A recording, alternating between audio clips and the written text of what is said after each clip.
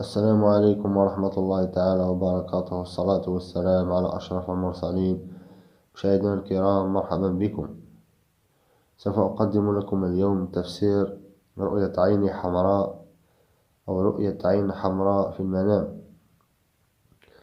رؤية عين حمراء أو رؤية عين حمراء ليست لي في المنام، هي رؤية غير محمودة ولا تدل على الخير ما عدا إذا زال اللون الأحمر من عينك، وتدل على حالة سيئة ستكون فيها بسبب أمر محزن أو مخيف في الواقع، وأحيانا مشاعر غضب سوف تنتابك. ورؤية عينيك الاثنتين حمراء اللون أكثر ضررا من رؤية عين واحدة حمراء اللون في الحلم. وفي هذا التفسير سوف أتحدث بصيغة المذكر، ونفس التفسير للإناث، وإذا يلزم التخصيص للمطلقة والمتزوجة والأرملة والعزباء والحامل أخصص.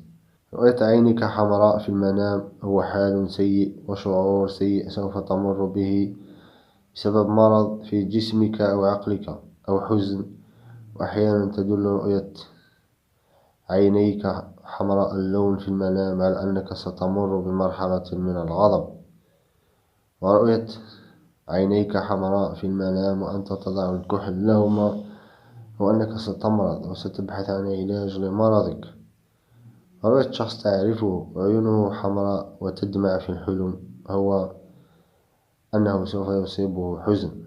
ورؤية عيون حمراء تنظر إلي في الحلم له أكثر من معنى واحد، وتدل على شر ما أو خطر ما يحدق بي بسبب الأعداء والحساد أو جهة أخرى كشيطان أو ما يسمى بالتابع.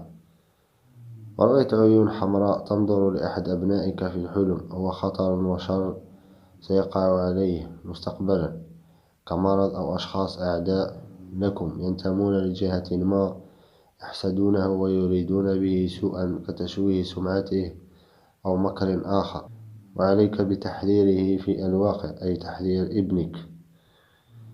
ورأيت في المنام عيون حمراء كبيرة تنظر إليك أو إلى أحد أبنائك، أو تنظر إلى شخص تعرفه لها أكثر من معنى واحد، فتدل على مرض خطير أو خطر كبير من جهة ما، أو من طرف أشخاص أقوياء أو ذو مال وسلطة، أو شياطين يترصدونك أو ما يسمى بالتابعة.